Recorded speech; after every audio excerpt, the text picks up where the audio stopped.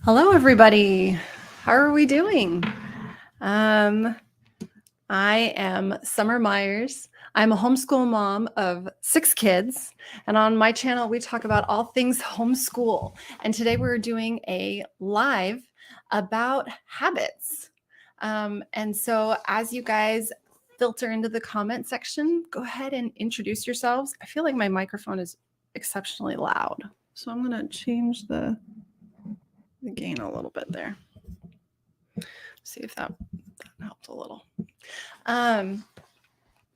Yeah, so when we were talking about we've been doing live streams for the last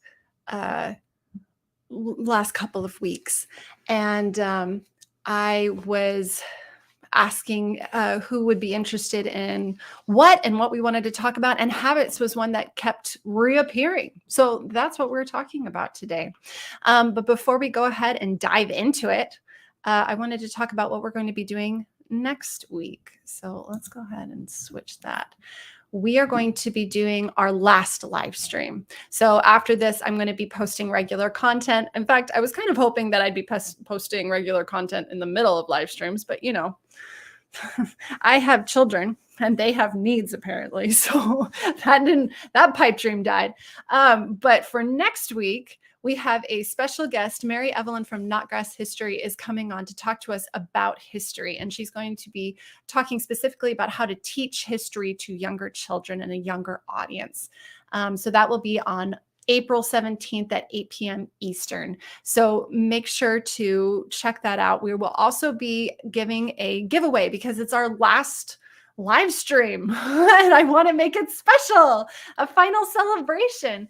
So we will be giving away $150 to a gift card to Knotgrass curriculum. And that's some good moolah. You can get some really good curriculum with that. So if you can, I would really love to see you there. And that way you can enter in to that giveaway. Let's see. Yep, I think that was everything that I wanted to talk about. So make sure to, and I have it linked down in the description box below. So if you're just tuning in, we're talking about our live stream for next week. And if you are interested in entering into the giveaway, make sure you click the link down below and we will be, and that'll notify you and let you know when it is starting. Hobbits for homeschool. I'm so glad you can join us, Scott. As you're entering into the chat, make sure to introduce yourself. Let me know who's here. And while we're waiting for a few more people to filter in, let me know what your favorite habit book is. So right now I'm working my way through BJ Fogg's Tiny Habits. Phenomenal book. If you are looking for a good habit book, he goes through and breaks down how to start routines and that sort of thing. And there's a lot of really great and neat exercises. And so I highly recommend that. And that's what I'm reading right now with my husband. We're kind of doing it together as a thing, we're doing. Also like Atomic Habits, 7 Habits of Highly Successful People, any kind of productivity books that you guys love or use on the regular, let me know. Or if you don't really have any favorite books, maybe homeschool books that are just really awesome. I love Brave Learner, Wild and Free, Teaching from Rest. I think I try to read that like once a year just to remind myself it's okay that we can be restful. Ashley is here. Hi, Ashley from New York. Is it snowing in there or is it starting to be springtime? So we're starting to have nice, pretty spring weather and we're enjoying that. I'm so glad you can make it. Okay, well, let's go ahead and get started, shall we? So in preparation for this, I decided to approach this with a positive mindset. And I found this to be an excellent exercise. So if you want to join me, we're going to go ahead and think about the good habits that we already have.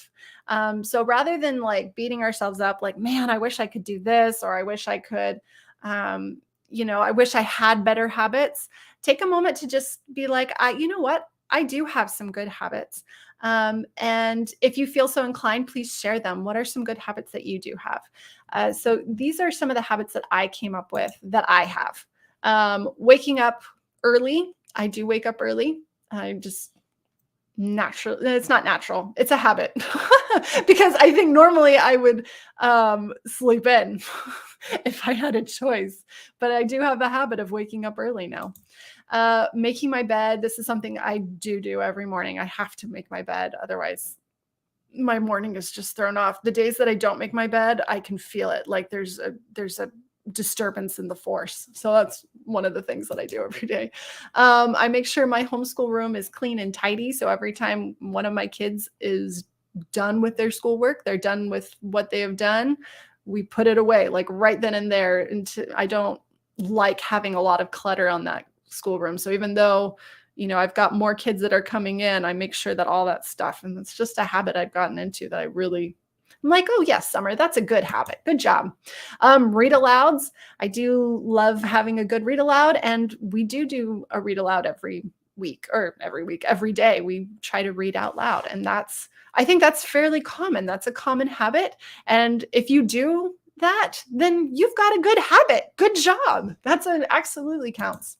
And this one so hikes every Friday. A little disclaimer here. I used to do hiking every Friday, and it is a habit that I dropped after I had my baby because he took up a lot of brain space, but I still count it. So some of these I'm out of practice with, and some of them I do really well still.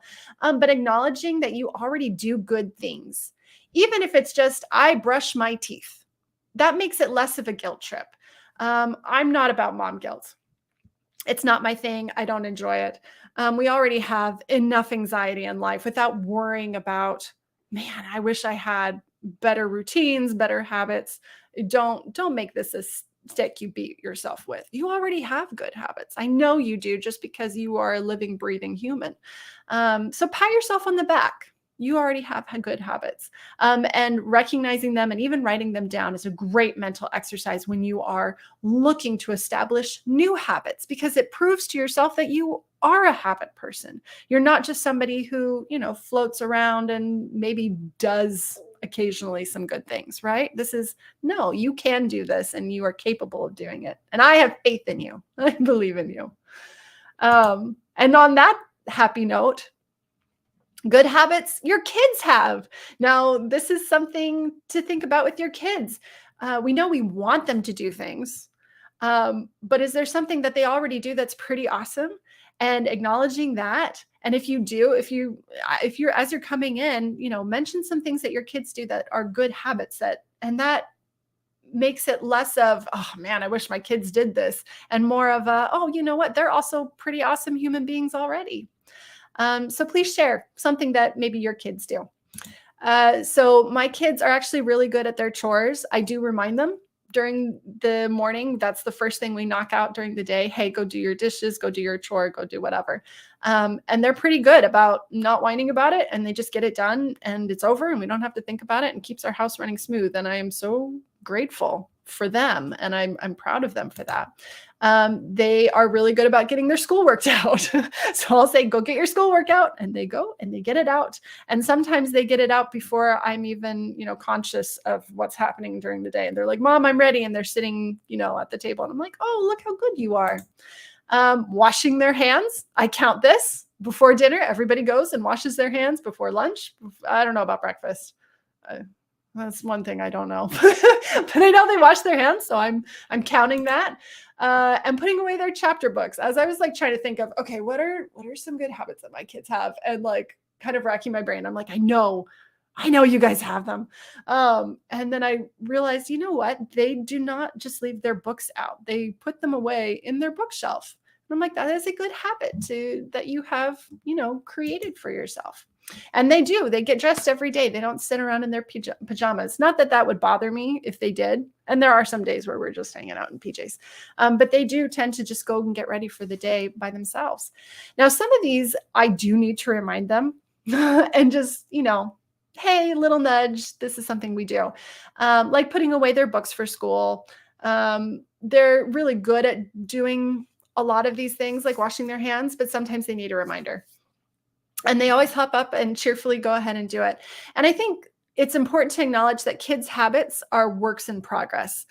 They are so new to this world, even if they've already been here for 11 years, they're still learning and growing so incredibly fast that some of those habits are kind of just, they're still new, even though they've been doing them for a significant portion of time in what we would feel like. Um, but putting those systems in place that help them develop into good, happy humans, I'm a big believer of that. And so I don't mind the occasional reminder. And I think you can absolutely count that as a good kid habit.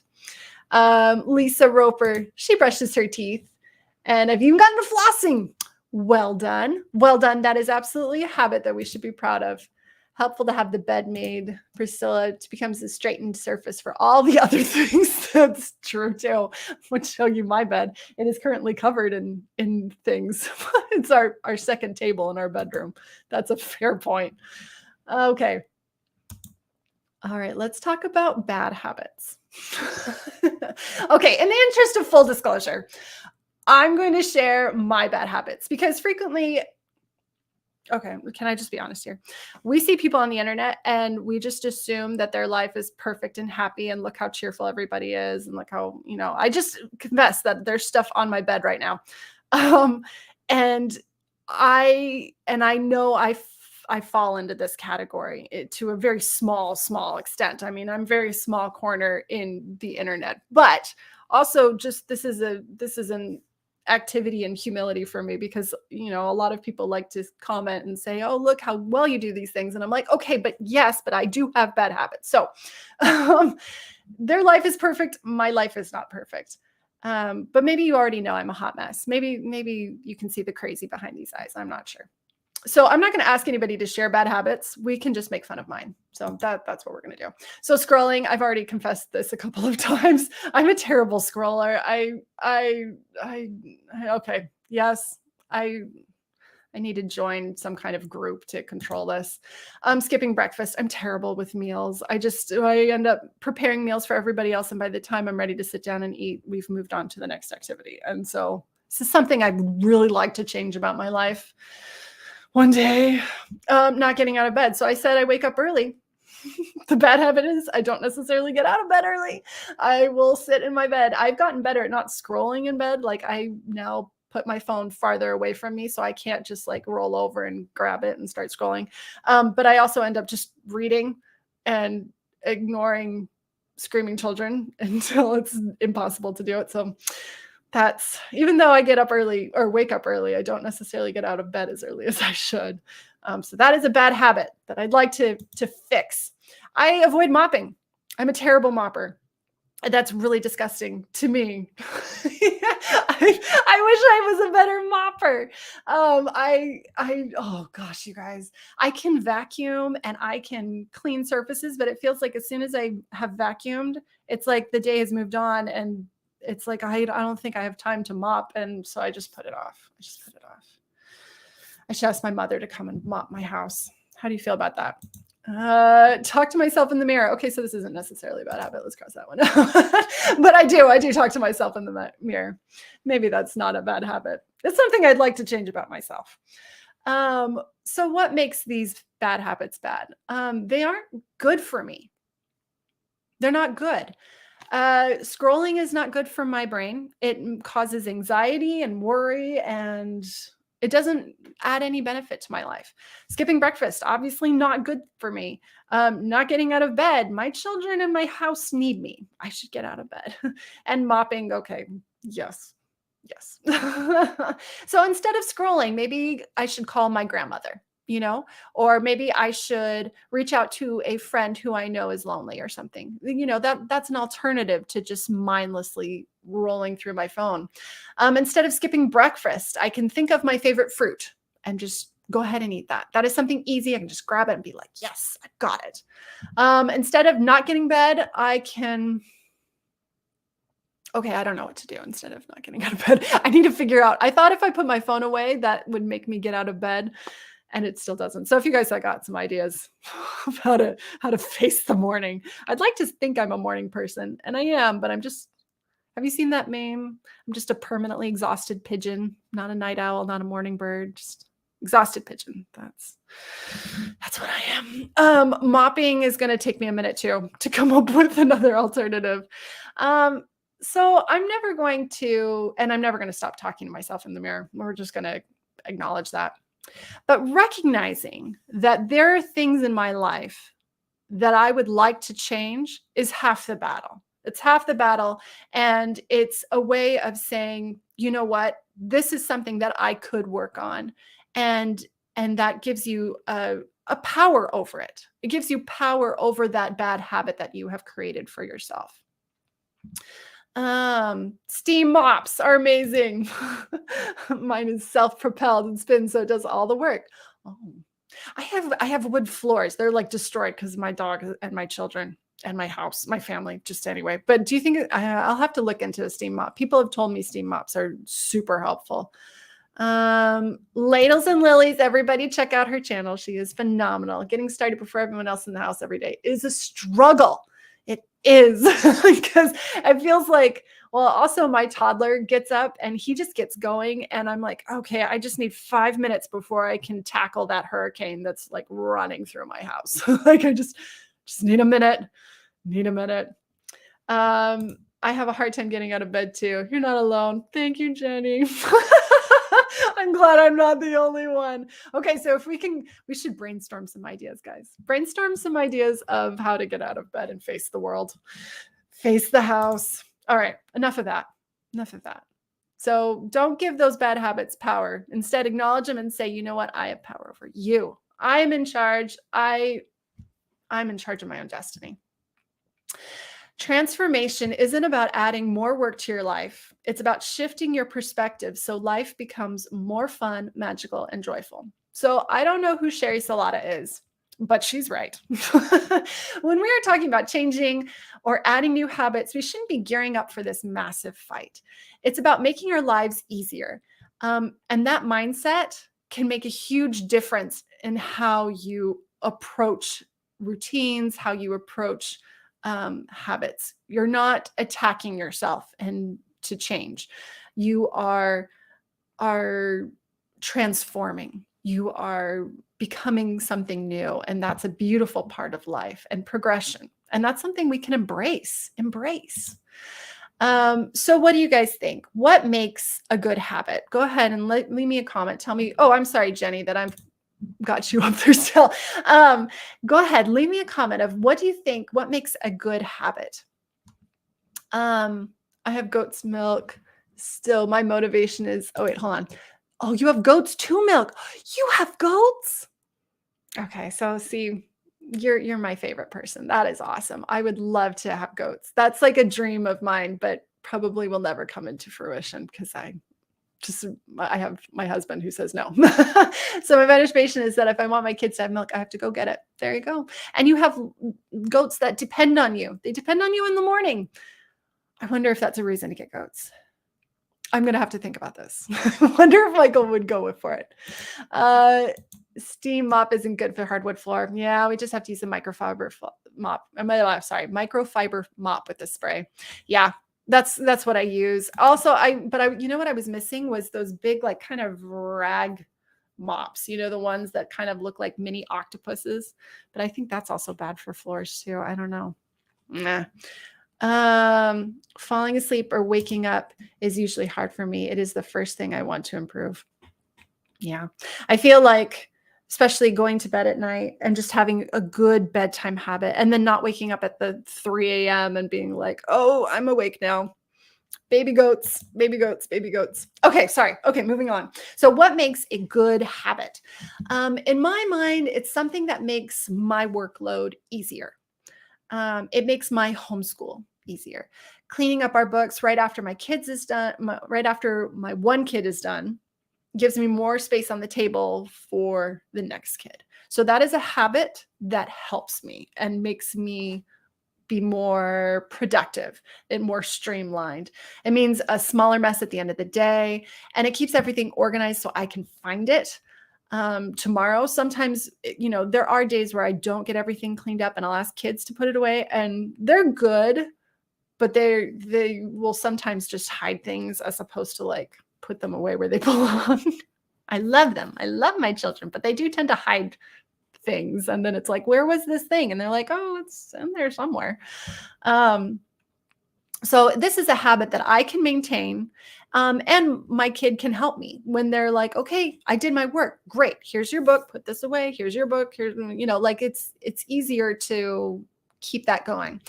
For the mopping thing, I can, as like a trigger, because this is a thing about habits too, is that forming a trigger to help you remember to do the thing. After my kid is done with work, we put it away. Maybe after every rainstorm, I can mop like every time it rains. And, this time of year, we're going through our rainy season right now. And the day after is usually the day I really do need a mop because we've tracked in all that mud and dirt. So I vacuum every day anyway. But this is an easy trigger that could remind me to do that. So when you're thinking about developing a good habit, think about something that would trigger that good habit to take place. What is going to happen in order for you to remind yourself to go for it with that, as opposed to like having a note on your phone or a post-it note, something that naturally happens and occurs to get you to go ahead and be like, yeah, oh, this is the time when I do this thing. So I like the idea of good habits for homeschool. Something we do automatically that makes school easier, or helps us in developing into humans who pursue learning. Let me say that a little better. By having good habits, it should help us pursue learning in a more productive and transforming way. That's part of our mission statement too, to become lifelong learners. So for instance, a good habit would be having a discussion after a question about a topic. That's a good habit that fosters learning. And if that's something you already do, that's a good habit that you can list. If somebody asks a question, rather than just finding the answer, start a discussion about it and really, bring yourself into it. And that habit will develop lifelong learners. Going to the library, looking for specific information after somebody has a question. That's something you probably already do. And that is a good habit that you can acknowledge and say, yes, I do that. And this will also spur really good lifelong learning. And then encouraging questions when we are out and about. And practicing being respectful when we're asking questions. So frequently we'll go on field trips we have a really great co-op that just does a bunch of field trips in the area to, the last really big one that we went to was where they had the fire and rescue planes that would go, they'd send airplanes out to dump the special water on forest fires and, kind of controlling fires in that way. And they had a bunch of airplanes, they had a couple of helicopters, and then they had all these firemen. I don't know if that's the term they would actually use. I can't remember. But just practicing them asking questions in a respectful way, and encouraging them to do that and brainstorming ideas as we were going out, that is a habit that you can develop. And then when they are out and about, not necessarily in a learning situation, but you're at the grocery store, you're at the library, you're at wherever, and they find somebody that they'd like to ask a question, being able to know how to respectfully ask that's a great habit to develop that you can foster throughout your homeschooling journey. Jean, starting our homeschool early and with Bible devotional time makes our homeschool really good for the day, but it takes a lot of effort. It really does. Having that Bible devotion, I think, is such a beautiful way to start your day. And that's something that I was really good at a while ago. I'd really like to get back into the habit of it because it does. It just opens up the day for the Lord to move your family. And I think that's powerful. Thank you for sharing that. It does take a lot of effort though, but it's worth that effort. I think that's valuable. Absolutely. We are missing a red and blue green counting bear. It's right there. Yes. Those little counting bears too are so much fun. And I feel like my toddler gets them out and plays with them, but it kind of worries me. Not so much anymore because my baby's gotten a little bit older, but just like once you lose them, it's like, man, I just need the one, it's like, it's a set. I need that that last one. I feel your pain. I feel your pain, Amber. What trigger what I have for this to be our morning habit? Oh, what sugar? Oh, I'm sorry, Jenny or Jean. What trigger shall I have for our morning to start that day? Yeah. So, it's one of those things where you're like, what can I well, for me, when I was doing our morning devotional, I can only speak for our experience was as soon as that toddler was up, that's when we started our morning devotional. Like my girls would go down, they'd get him some oatmeal, they'd bring it up and we just sit and I'd feed him and we do our morning devotional right then and there. And that was an excellent trigger for us until he got old enough to feed himself downstairs and we lost our trigger. Oh my gosh, I just figured out why we don't do morning devotionals as easily as before. Because now he eats his breakfast by himself downstairs with his sisters, and I'm upstairs not scrolling on my phone, reading my book or whatever. So having a trigger really does help. Once it becomes morning habit, it shouldn't take that much effort. Yeah, I think that's true. But sometimes, like I said, something like a trigger or there's a shift in your home, and that's okay too. And that's okay too. And because you're capable of finding it again, it's okay to be like, you know what, I did do this once. I can do this again. So yeah, give yourself some grace with it. All right, what makes a good habit? So we've talked about that. What makes a good kid habit? Because I do think this is different than an adult habit, than a parent habit. The habits we've talked about so far have been habits we do. What are some habits that our kids can do to be prepared for the day? And what do you think makes a good kid habit? Share some ideas in the comment section if you have them. What you would identify as a kid habit as opposed to a parent habit. So for me, a good bedtime. So I said the bedtime, right, as an adult, but them having the habit of recognizing that this is when I go to sleep and going to sleep and not, I need water, I need to go to the bathroom. Like they know the routine well enough that they're like, this is my bedtime and now I go to sleep. And that is a habit that you can develop. Being fed and watered, making sure that they have filled their tummies up. And that is something you practice and that is something you work with. And obviously, even me as an adult, that is something I practice and work with. Sharpened pencils.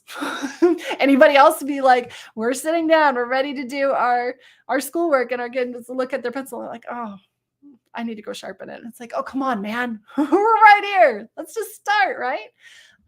So making sure this is something that they can develop. This is something they can work on. And a good attitude was the last one I thought about. That is a habit and something we can talk to them about. Our attitude during schoolwork determines how quickly we will get through it. Not only that, being cranky does not make you feel good inside. So come to school with some positivity. And that is a habit that they can practice on themselves. And this is something that you can talk to them about. Say, look, we have to do school every day. We're a homeschool family. This is what we do. So if you are going to be doing school with us, come to school with a good attitude. Be happy, be cheerful. And we will get through this a lot faster. Now, sometimes there's outside factors here, like the curriculum is really hard for them, or they're struggling with the subject. And, this is something that you can openly discuss and work with them on. But just having a positive mindset when they're approaching work will serve them for the rest of their lives. That is something that is valuable, so valuable as an adult to be able to approach something that's difficult, a hard task, and have a good attitude about it. And so that's what I was thinking about. All right. Sorry. Let me look. So Amber says, we always read aloud and then independently in bed. That's a good way of getting their little bodies prepared for rest too, because it's a constant routine. And it also gives them the freedom of being like, I'm going to read and now I'm going to sleep. I like that. Thank you for sharing that, Amber. Jenny, I have kids do a 5-minute tidy to keep the house under control throughout the day. Yes, that helps so much when they're willing to be like, okay. And I like that you call it a 5-minute tidy. I tend to just be like, okay, we got to clean this up. There's too much chaos going on here. But a 5 minute tidy kind of sets a time limit. We're only going to do this for 5 minutes. We're going to just pick up, and then we're going to be done. Excellent. I love that. Thank you. Oh yes, a good attitude makes a lot of difference. It really does. It really does. Because who wants to be hanging out with somebody who is just Mr. Cranky Pants all day? Not me. And it's something that, we can work on, that we can do. Okay. All right. So I had that. Okay. If we want our kids to have good habits, they need help. Talking to them about what they want to work on. Now, sometimes it's like, just as an adult, I can imagine somebody coming in and being like, you need to work on this, and being like, oh, okay. And so approaching our kids and saying, this is something we need to work on as a team is excellent, but also just being like, what do you want to work on? What is something about your character or about your routine or about life that you could make a difference in? And giving them that control and saying, look, you can change something about your life. You were in charge of this. One, that's super empowering. That's excellent for children. And another, it makes them look at themselves differently. What's so interesting about public school is that they are constantly having adults telling them where they're going to go, what they're going to be doing, how they're going to be doing it, with who they're going to be. Like, it's just a constant regimen of people telling them what to do. And then we look at our 18-year-olds and they're like, okay, tell me what you want to do with your life. And they're like, I don't know. Can somebody just tell me? I remember that. I remember being like, nobody's going to tell me what to do. What if I screw up? And we can give our kids the gift of being in charge a little bit of their destiny and saying, look, you can decide what kind of a person you are. What do you want to work on? I will help you make that goal and help you reach it. That is very empowering. And you know what? New Year's resolutions, great. So much fun. And I love doing that with my kids. But we don't have to wait for New Year's. Summer resolutions. Summer is right around the corner, and be like, hey, what's a new habit you want to tackle for the summer? Let's work on it. New Year's school resolutions. So you starting a new school year, let's think about some habits that we want to, really improve on and get a handle on. I just had a huge, massive birthdays. All of my kids are born in the late winter, and having a birthday resolution, that was what I thought of. I was like, oh, once you reach a certain age, you've turned 13. What's a habit that you would really like to tackle now that you are a teen, an official teen? And that is a great way to start it out. And then I think it should be said, kind reminders instead of nagging. I fall into this trap all the time. I'm speaking to myself here, where you said you were going to do this. Why isn't this done? Come on, let's get it done. Can you go a little faster? Let's move it. And when we are developing parts of ourselves, like a habit, like a routine, a kind reminder, a gentle nudge. Hey, this is something you were working on. Hey, can I help you work on this? And meeting them on this journey of creating a new habit is so helpful. And then praise when you notice they have done something awesome. That is just that is so good for them to hear, oh, I did do this.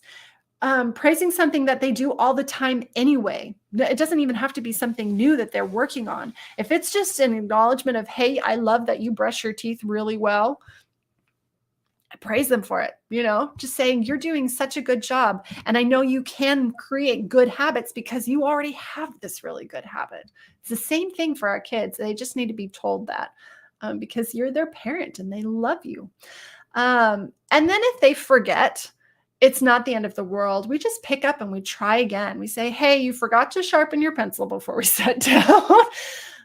Go ahead, go sharpen it. It's not the end of the world. We're just going to practice. And maybe we'll sharpen a pencil after we're done with schoolwork. So you've got an already sharpened pencil for the next day. That sort of thing. It's not the end of the world. We're still works in progress. We can give ourselves grace for this. You mentioned, okay, Ashley, you mentioned this, a good habit of eating their food in the morning and evening to have a full tummy without mommy feeding them. Yes, that is a good thing to encourage our kids to finish. I don't know. Some of you guys might have kids that are like, yeah, as soon as it's on the table, I'm done. I have eaten everything.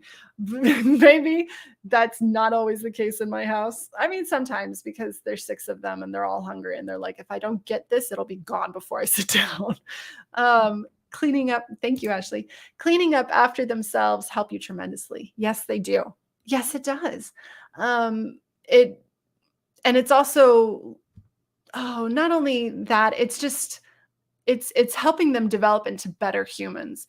Being a clean person is a habit that you form and that you develop and you work on. And this is a good thing for them to work on. According to Andrew Pudawa with IEW, you should have kids use pens instead of pencils because the dulling of it is a sensory thing. Huh. Is that why he does it? I know I've got my oldest is doing IEW and I know she uses a pen, but I didn't realize it was because pencils are a sensory thing.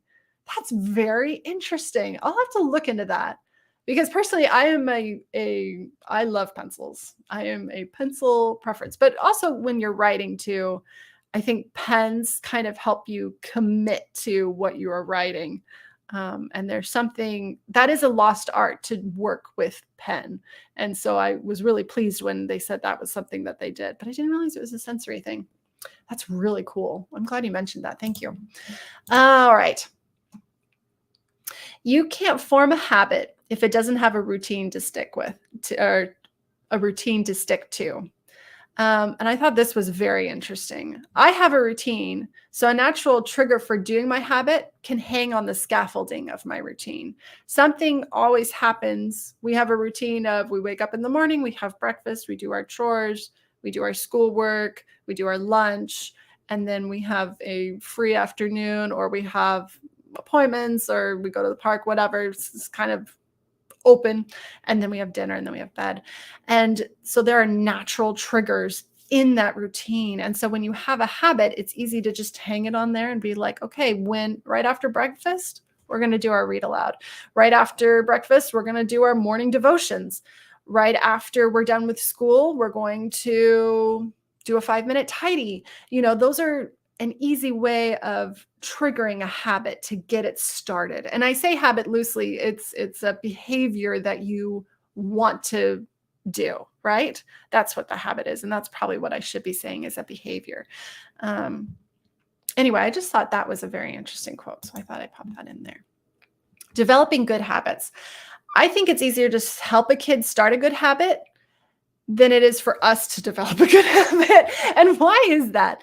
Why is it that it's easier to say, I'm going to help my kid develop this good habit as opposed to me developing a good habit? So what are some tricks or things you do to help when you are starting a new routine, when you're starting a new behavior for yourself? When I start a new routine or habit, I like to write it down and I put it in a place that I'll remember. So a Post-it note or whatever. That's just an easy, no stress way for me. But sometimes if I have too many Post-it notes, then it becomes just a source of anxiety and I lose it. So instead, I like to tell everybody in my family about this. And then I have a little army of accountability. Mommy would really rather not eat cake during the day. Can you guys remind me? And I guarantee every single one of my children will be like, what are you eating, Mom? What are you doing right now? What's going on? And I say cake because Michael just brought home a huge, ginormous cake. He's like, look what they gave me at work. And I'm like, why did you bring this? We have Easter candy everywhere. But just telling your little people, hey, this is a behavior that I'm working on, they will help you. They will help you because it's always easier to get somebody else to have a better behavior than to make yourself do the better behavior. I like to, and the other thing is to set yourself up for success. So I've mentioned scrolling. I don't have my phone charger next to me anymore, next to my bed anymore. It's across the room. I have to get up. And I wake up early because I don't have blackout curtains. I have these blinds, which are really ugly, and one day I'll get rid of them and put something pretty up. And I don't have a sound machine. So it used to be that I had blackout curtains and a sound machine, and I'd have a blissful, very deep, deep sleep. But it was impossible to wake up from that. And I do that for my kids' rooms. All of them have blackout curtains. They all have sound machines. And so they sleep nice and deep.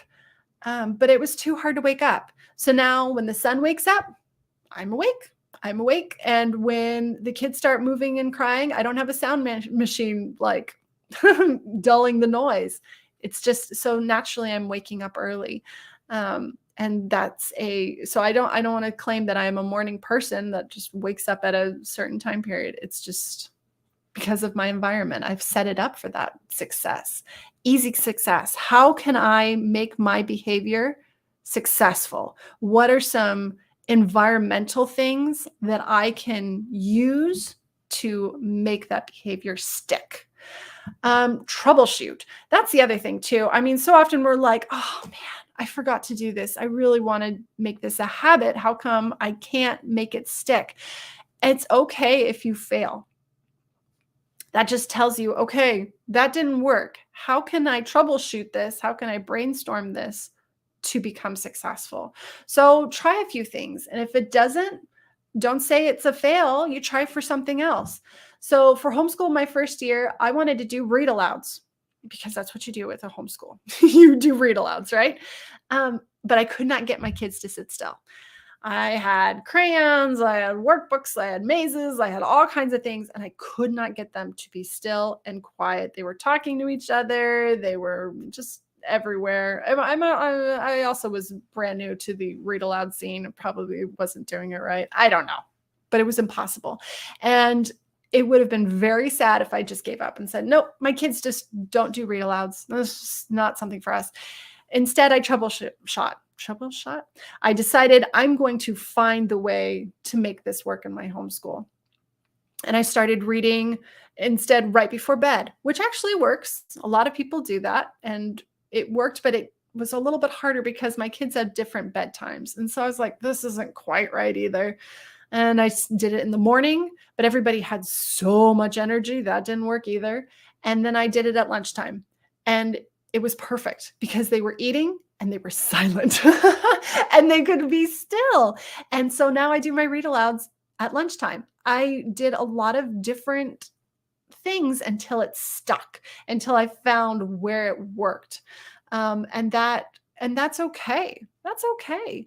If it doesn't stick that first time, if it's important to you, you can move it around, shift it around until you find that sweet spot. Amber, I agree. And it makes sense to me. Even mechanical don't stay consistent. Yeah. Right. Ladles and lilies. I might just start leaving my curtains open a little, see if that helps me. And then the morning sun, it breaks through the day. And then you're like, ah, yeah, you can thank me. I hope you think of me when that happens tomorrow morning. Amber, at times when I am reading out loud, I have to get a little bit loud in my reading and they get to the point right away. Yeah, that helps too. All sorts of toys and activities while we read. Yeah. Sometimes it's like, okay, did you guys ever have that teacher where they got like really quiet and they just waited and then the room slowly just like hushed? I tried that a couple of times and my kids never got that point. So that's why I don't think my children would survive in public school unless they had like Severus Snape as their teacher or something. Like they would just, they don't pick up on the subtlety of society quite as easily. But we're very normal homeschoolers. I promise they're very well socially developed. All right. Habits are safer than rules.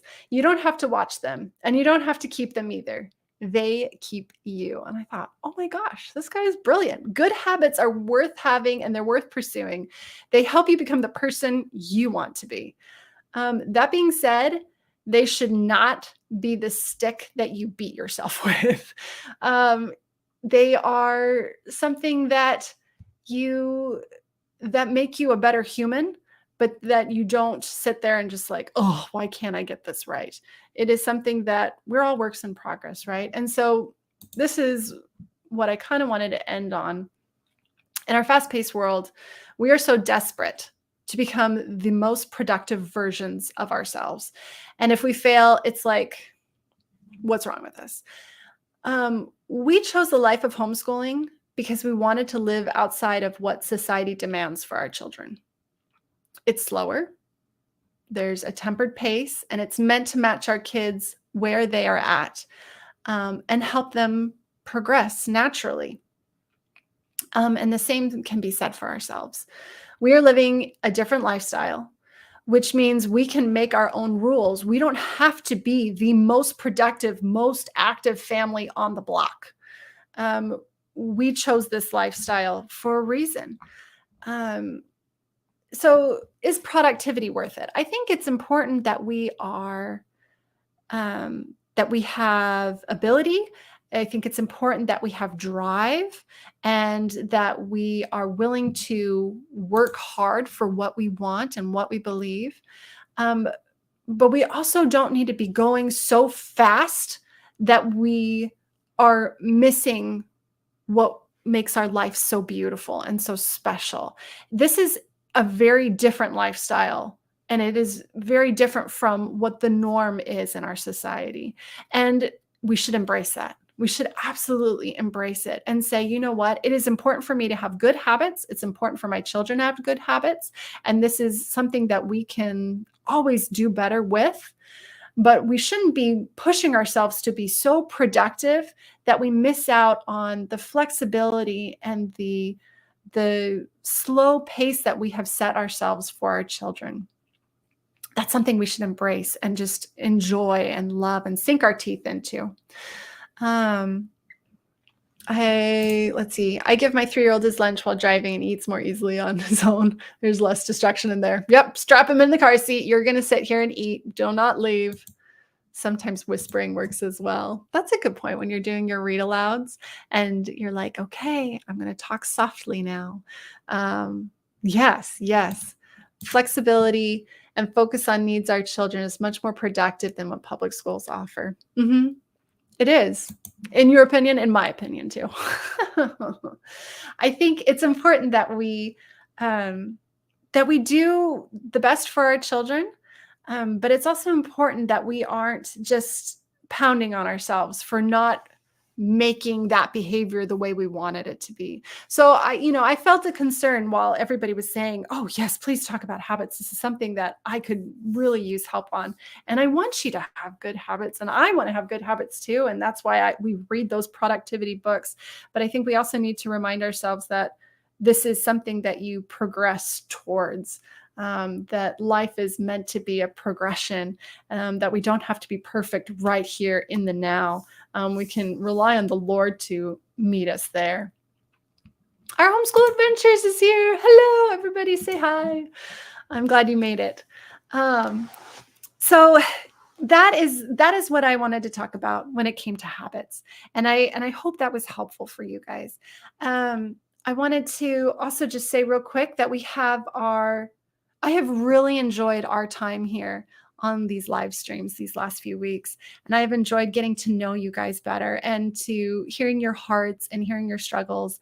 And I just want you to know that I'm immensely proud of you guys. You're doing it. And that's such a weird thing for me to say and weird thing for me to own, because it's not like I'm not involved at all, but I'm so proud of our homeschooling community that we are doing so hard and we strive so hard for our children, for the children's sake. And that is such a beautiful part of homeschooling. And I just love it. I love our people. Being productive is amazing. Oh, look, Homeschool with Jen is here. Hey, Jen, I'm so glad you're here. Everybody check out her channel too. Being productive is amazing as long as it isn't at the expense of relationships. Oh, thank you for mentioning that. I think that is a crucial part in talking about habits and productivity, because sometimes we have such high expectations, and I think it's okay to have high expectations because so often our kids reach them and will match them and meet us there. But when it becomes something that you are just hurting yourself and hurting your kids with, it's not worth it. It's absolutely not worth it. I'm so glad to be here at the live. Ashley, I'm so glad you're here too. Kari, you said it. So at least ease in your element in the live streams. I'm not in my I'm not. This is so out of my comfort zone, you guys. But you're so sweet to say that. Oh, good. I fake it really well. That's all I want to know. I think I think when we talk about habits, we need to remember that we are we're all works in progress and we're all trying to be our best selves, and that it is okay for us to try hard and then to get up and try again, because we're not going to get it perfect that first time. And I'm willing to try. Are you willing to try? Good. I'm so glad. Next week, we're going to be talking about history. So this is kind of a little bit different. How many of you guys are doing curriculum search right now? How many of you are like in the thick of it? Because I'm in the thick of it. I think I figured out. I'm pretty set on exactly what we're going to be doing. But history has always been kind of like a hit and miss. So I'm really excited to have Mary Evelyn come on, and she's going to be talking to us about teaching history, especially to younger folk, although she has ideas all the way up into middle school, high school. So if you've got older kids, I definitely wouldn't miss it. And we're going to be asking questions about what's the best approach and how to navigate it when you're talking about, oh, I don't know, like, so specifically like American history, that's kind of what I'm excited to talk to her about is, American history has so many great heroes and stories, but it also is fraught with a lot of difficult topics. And how do you navigate that with smaller children? Or even older kids? I think it's so important that our middle school and high schoolers have a chance to really dive deep into history and not shy away from those topics. But they need to have a base there. They need to have some kind of a foundation. And so I'm interested to hear what she has to say about laying that foundation and how you give them something that they can, become critical thinkers about, and not just accept everything that's just, filtered in, because there's a bias. There's also, perspective, and, there's so many things that you could tackle with history. And I'm a huge history fan myself. Homeschool Jen, history is one of my favorites. Yes, it's one of my favorites too. But it stresses me out. I get it. Yeah, it stresses me out too. And I love it. I love reading about history myself, but the idea of teaching it to my kids and giving it a nuanced approach is important to me. That's something that I value, because I feel like they're their own persons and I want them to agree with me, but I want them to also feel comfortable in not agreeing with me. But also just setting a foundation of making a good history. Does that make sense? Am I just kind of talking and nobody's following me here? So I'm interested in what Mary Evelyn has to say. She has created, her family is in the business of making Nutgrass history. And the year that we used our Spangled story was our best year for history. So I'm really excited to have her on the channel. And there's going to be a $150 giveaway. $150, guys. So if you want to be entered into that, make sure to click on the link. It's down in my description box below. So you click on that and you'll be notified when it starts. And then, you comment on the stream or whatever, and you'll be entered to win it. So, and you know what? We've been hovering between about 20 people that have been coming to these live streams. And so that's really good odds. I just like to add that that's really good odds. So I hope you guys will all show up there and we'll talk history and it'll be awesome. All right. It's been about an hour, so I'm going to let you guys go. Thank you so much for hanging out with me and have a blessed evening. Take care, everybody. Bye. There we go.